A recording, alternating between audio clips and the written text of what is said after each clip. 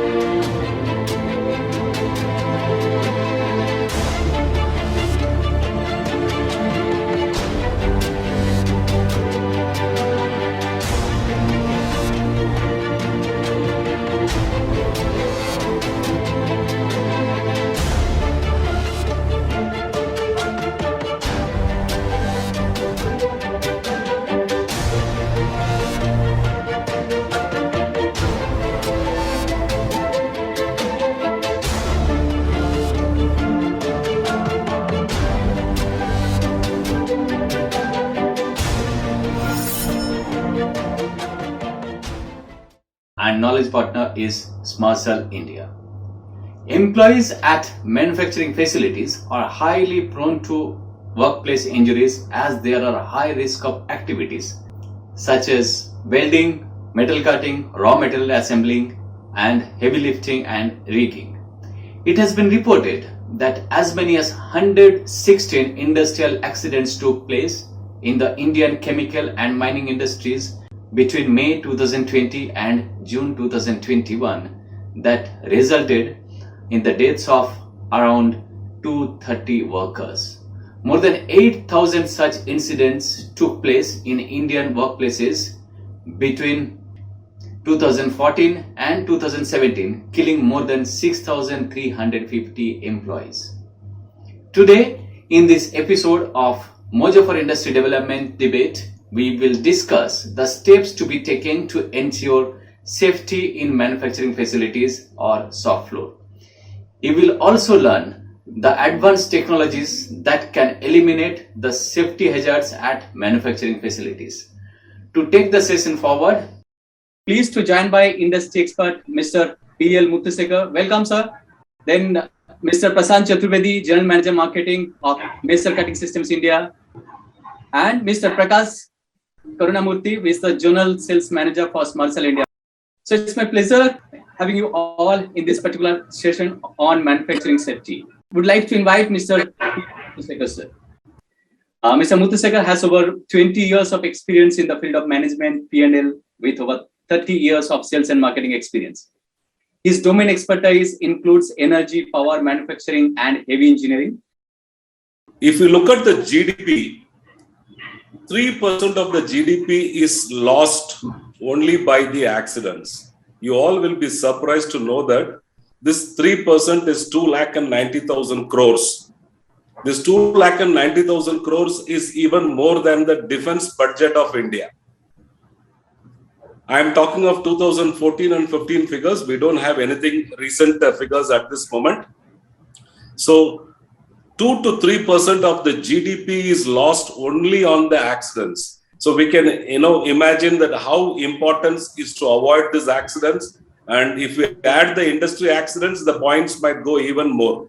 So if we attack only these accidents and if we reduce the accidents, we are going to save a lot on the GDP of India. So instead of talking of GDP, GPI, I think we should also bring in GNI.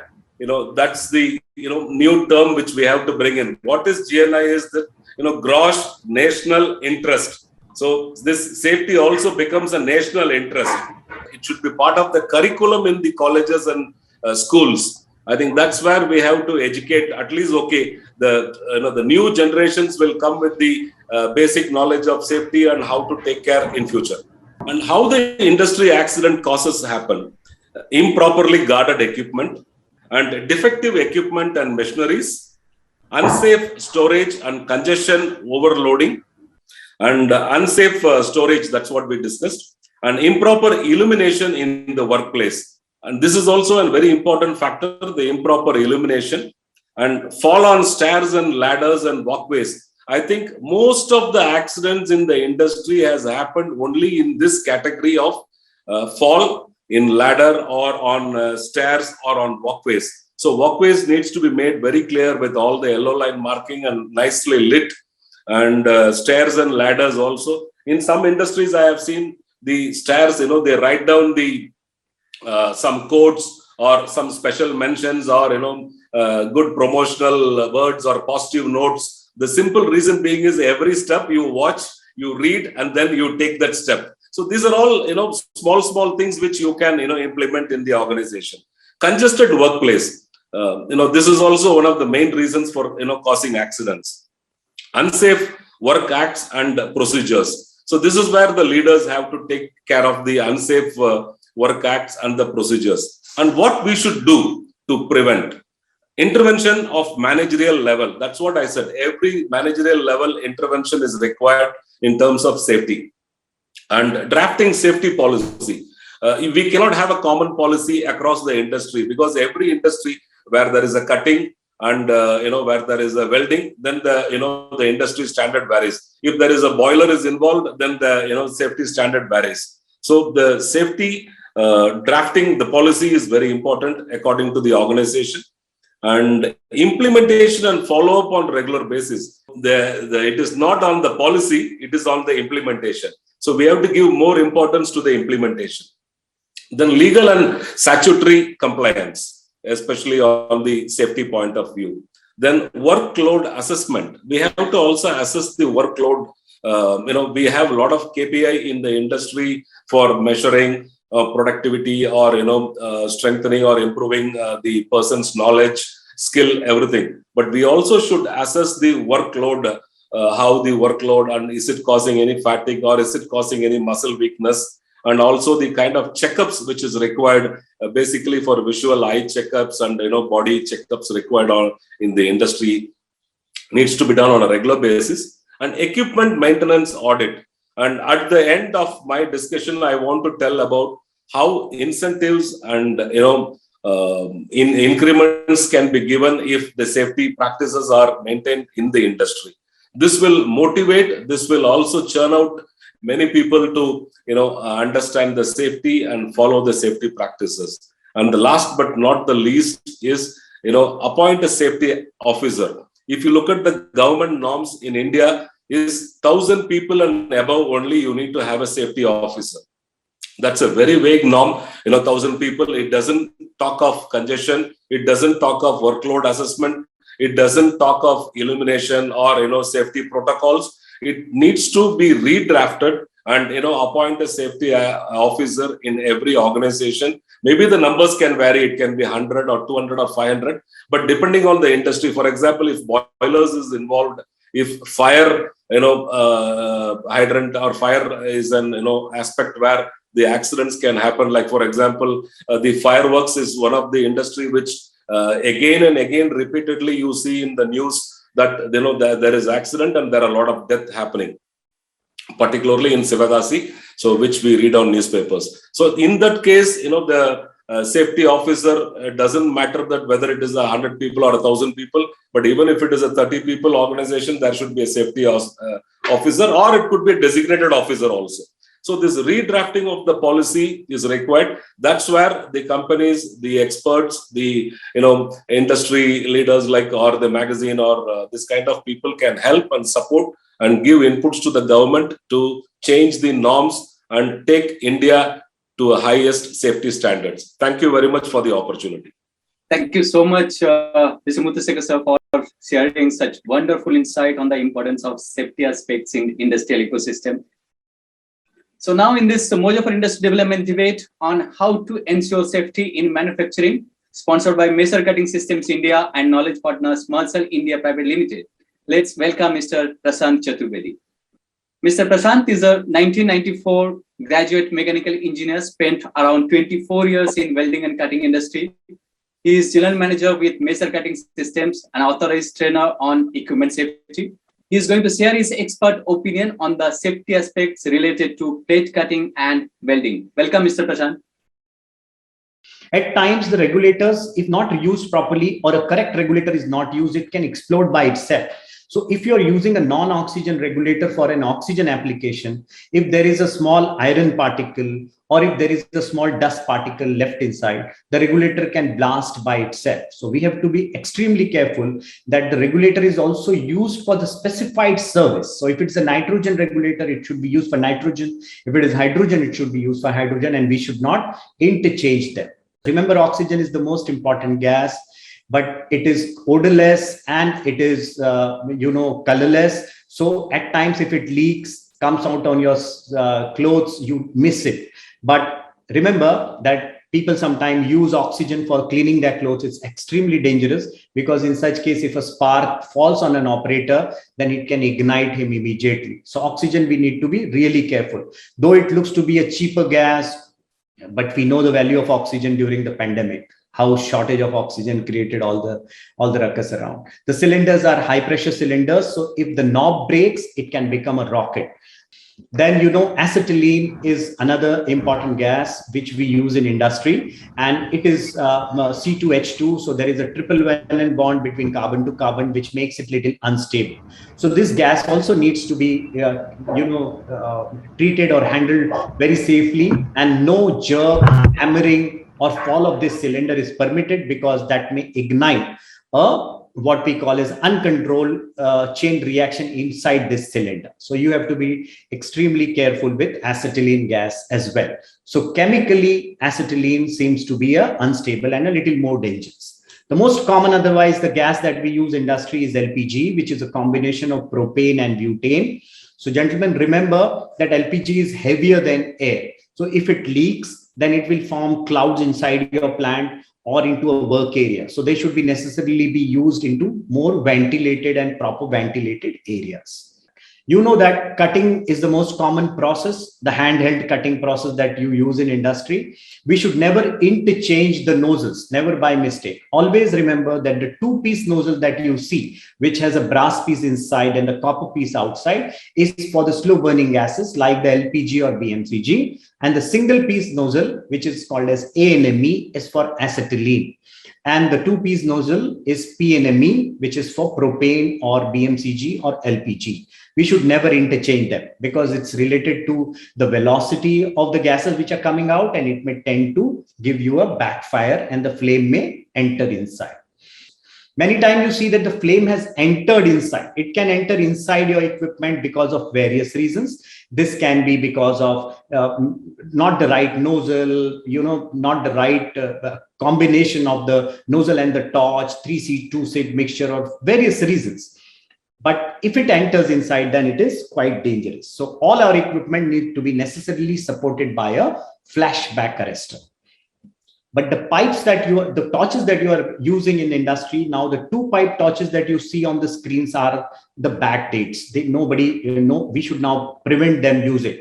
We should discard them because if they tend to blow off or they make an accident, they make an accident in the hand of the operator itself. So that makes it little dangerous. So when we shift to 3-pipe torches like this, which are also called as NM cutters, first of all, the accidents are prevented. And even if by chance it occurs, then it occurs almost 500 mm away from the operator, and a smaller explosion will occur, which may be very, very less dangerous as compared to a 2-pipe torch. So shifting to 3-pipe torch takes care of almost 90% of safety of your equipment. The regulators that you use inside your industry also need to be really checked in terms of whether they are for the right gas conditions. Remember, the safety wall is a must. Forged brass body is a must. Adherence to ISO 2503 is a must. So the regulators that you use, again, gas serviceability is a must that I explained. You cannot interchange the regulator. A nitrogen regulator can't be used for oxygen application.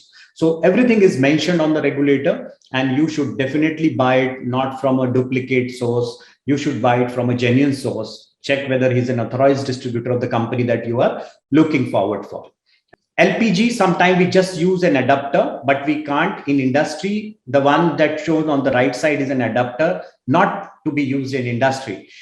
It will give the whole 7 bar of pressure into your hose which is not required. You only require maximum 0.5, 0.6 bar of pressure for your usage. So a regulator does the job of regulation. And the adapter that you show is shown in red and blue color are the one which are used for the fitments on Indian cylinders. We now have bigger cylinders as well for LPG, which I showed you, like we have 45 kg cylinders as well. So that is the quantity of gas. Never ever mix quantity of gas and pressure of the gas. These are two different things altogether. So you should necessarily use a LPG regulator for your industrial applications of cutting, heating, and brazing. The right gas hose is also equally important. The Indian hoses, Indian standard is IS 447, whereas an international standard for hose is ISO 3821. Red color is meant for acetylene, orange is meant for LPG, BMCG, and blue color is the nomenclature for our oxygen hose. They are 3-layered hoses, and you should definitely remember that no cracks like this are permitted on the hose. No fittings with wires and all, but definitely the right fitments. No fitment like, just pushing them around. The safest are now the pre-crimped hoses that are available into industry. Remember, cylinders need a lot of respect. Sometimes they're kept in the corners. We don't know what is the gas inside. Then there are, some liquids falling them, chemical falling on them. That's definitely not required. Everything needs to be properly placed. Sometimes we handle them with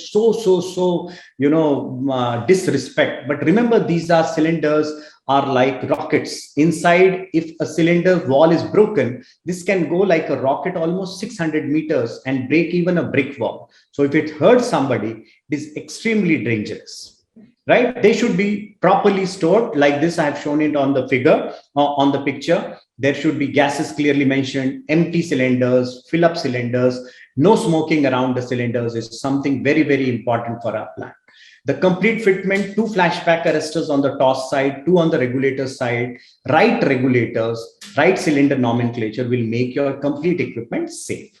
At times now, systems are changing to gas manifold system. Means to save the spaces inside your plant, reduce the risks of accident, save the number of cylinders. We put the cylinders outside the plant and then take out the pipeline inside. But then we have to use the right mother regulators, right mother flashback arresters, the correct filters, and then we can have this system. They have to be tested properly. There is a nitrogen testing, nitrogen, cleaning done for all these pipelines before they are handled.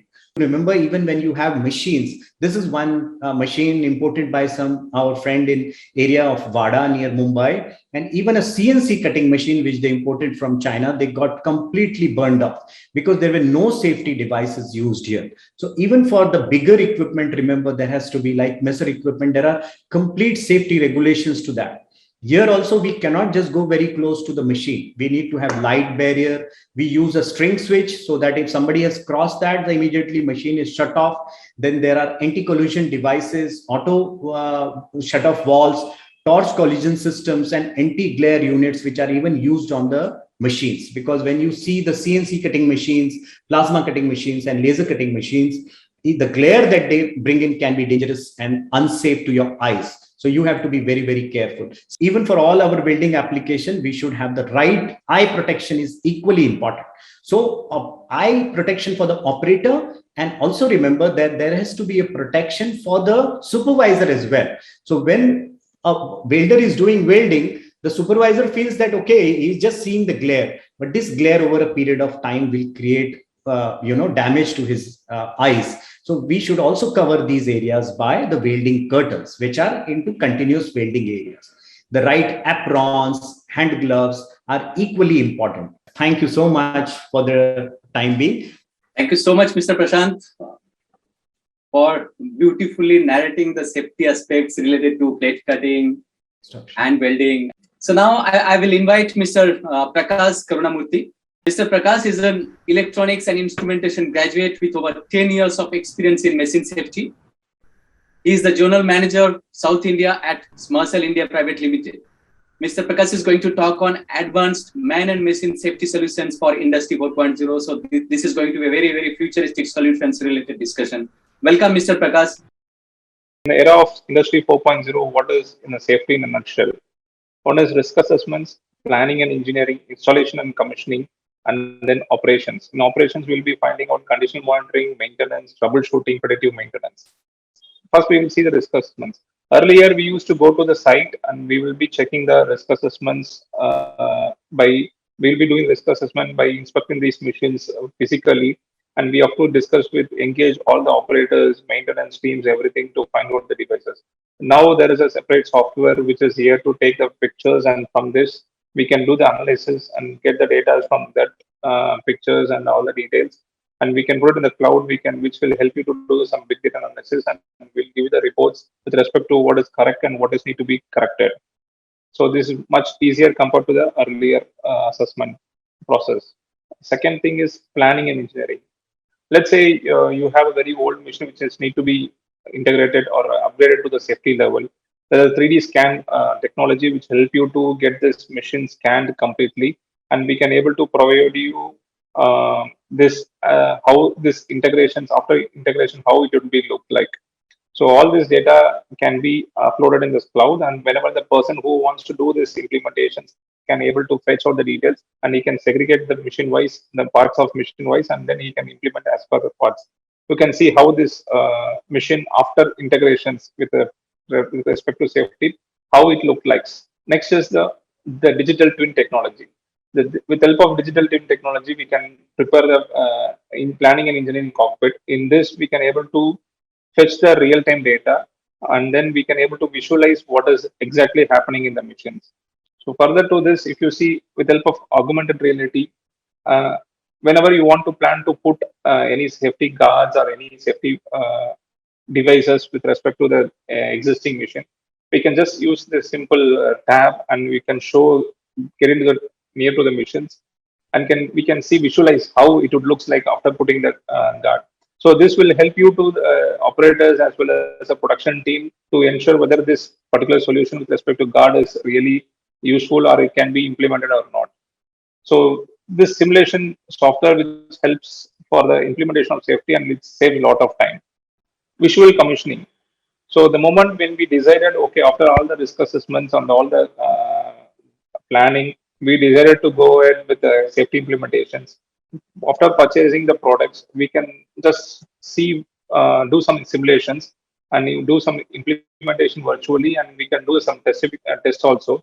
Based on the test results, we can proceed. If the test has failed and we have to do some necessary action, further we can take a test, and then further we can do some re-engineering, and we can do the another test. Once it is clear, then we can go to the site, implement the safety devices, and download the software to the PLC. We can do the erection and commissioning, and then we can go for live. So this will save plenty of time of the engineering team as well as the operators or maintenance team those who are involved in this particular project. Next is conditional monitoring. In this conditional monitoring, we can able to find out with the help of the IoTs, and we can identify what are the products has been presently installed in the machines, and what is the status of these products, and also with respect to the machines. So if you see there is a place where the door has been opened, we will be identifying this, there is door is opened. The moment the door is opened, we will be getting the signal, and then we can identify, we can further investigate why this door has been open, and if it is a normal, it's okay. If it is anything not a regular practice, then we have to investigate why the door has to be open and kept for the operations. If any errors or any concerns with this products, which will be immediately identified in the cockpit, that is like there is a short circuit in the particular area, which will be immediately identified. The team which is involved to do this rectifications will be get information immediately. The person who sits in the cockpit, who is monitoring the cockpit, can inform them to rectify this issue very immediately. Next is about troubleshooting with AR. This is most important where, because the person who is to do this troubleshooting will be in the remote locations, or he'll be in other tasks. Whenever there is an issue, the customer need not to wait for this person.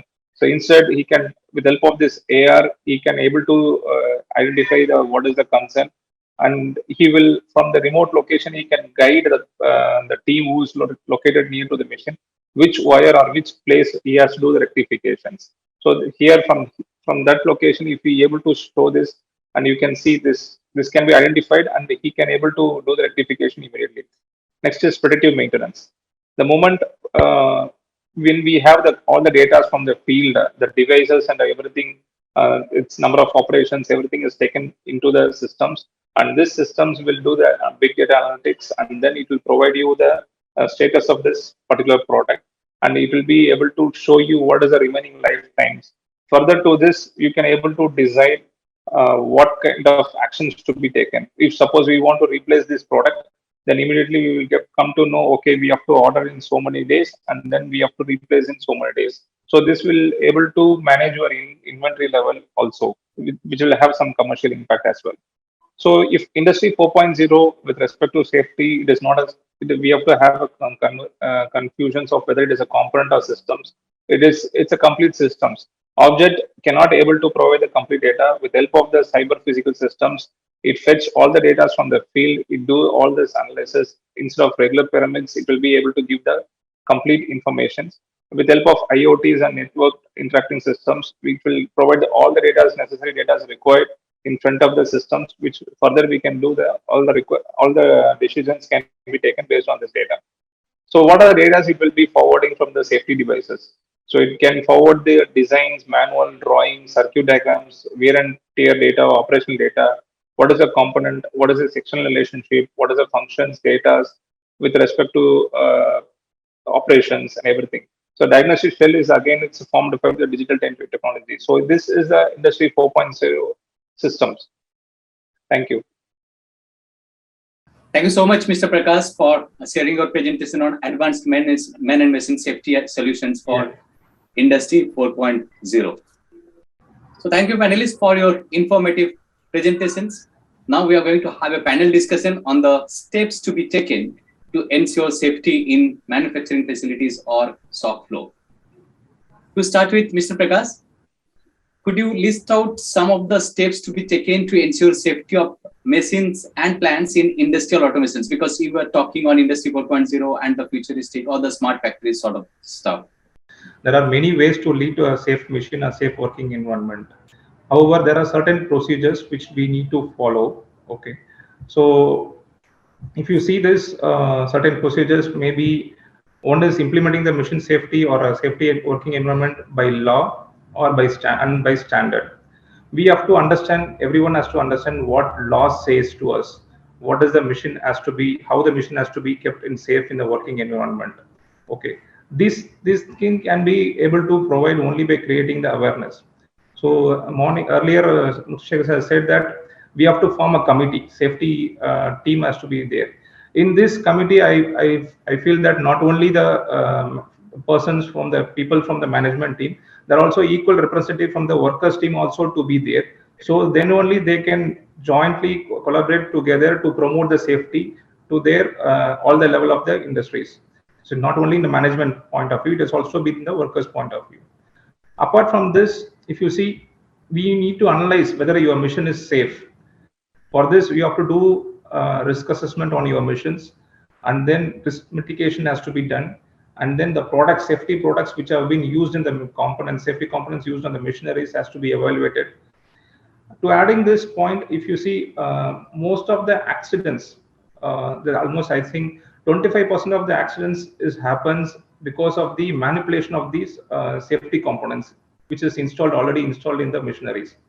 So this manipulation has to be avoided. The most of the manipulations happens only when there is during the setup of the machines or during troubleshooting of the machines.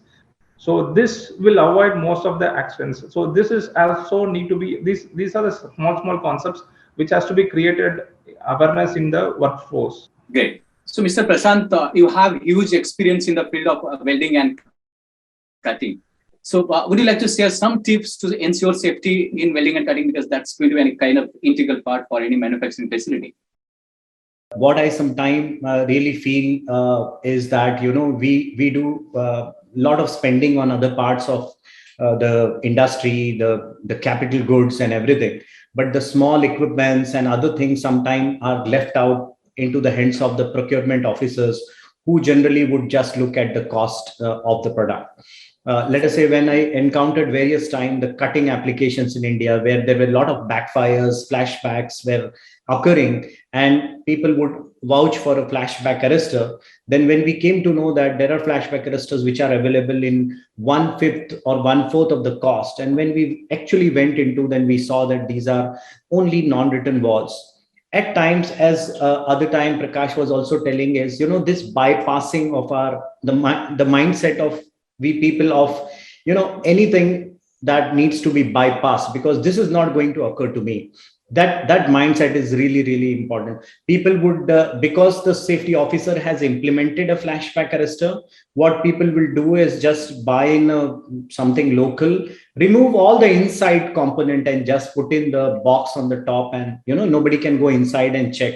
So because they have a problem in gas flow outside a flashback arrestor, this is where our mindset has to change. That safety process, safety equipments may lead to little bit of hindrance in our working, but in long term they are in our own benefits, right from the operator level, then to the supervisor level, and then also to the head of plant or head of bay level. Everyone has to believe that safety is, and all the regulations and all are just not to hamper our what we call as our working, but they are there to support our working, or they are there to support our life and our take care of our families who are at home.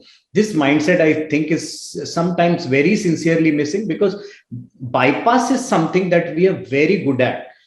At times I will not blame the organization, they bring in all the equipment as well, but just because of our nature of shortcuts, jugadbaji, we sometimes really make shortcuts into which can cause our life. So, Mr. Muthusekar, being an industry veteran, could you share some steps to be taken to ensure a safety and healthy manufacturing ecosystem in India? First point I want to tell is read the manual. You buy a machine, you buy a equipment, anything, but the first thing what we need to do is read the manual. Whoever is going to operate that, whether it is an operator or whether it is an employee or whether it is a manager, they have to read the manual, and there should be a group discussions after reading the manual and understanding about the machines. Then only this bypassing will not take place. Otherwise, this bypassing resetting the values, all this happens is because they want to reinvent the wheel. Everybody is more curious and everybody wants to fiddle in the panel or do something. But if they read the manual and if they sit across a team and if they understand that, okay, these are the actions to be done, do's and don'ts. So if they know it, then things will change. So I think it starts from reading the manual. And second, I would like to bring one point which is related to both the Prashant and the Prakas presentations. Is if you look at the India accidents, especially the industry accidents, we have about 75 accidents per year, average 75 accidents. And out of that, 2,000 people are lost lives in a year. In that, majority, 65% comes from operating the machinery. So I think they both talked about how to operate the machinery and how not to badly operate or bypass. So this is the point which I want to sum up. So thank you, Mr. Muthusekar, Mr. Prashant and Mr. Prakas for sharing your expert opinion. It was a pleasure having you here today. We know that accidents at a manufacturing facility can cause huge damage to man, machinery and the environment. Such accidents also have significant impact on workplace productivity. So we suggest everyone working at manufacturing facilities should adhere to standard safety practices. Thank you for watching. We hope you have enjoyed this session thoroughly. We thank sponsor for this session, Measure Cutting Systems India and knowledge partner Smart Cell India Private Limited. With that, it's a wrap on today's development debate. Please don't forget to subscribe our YouTube channel and press the bell icon. Also, to access industry news on the go, visit our website www.mojo4industry.com.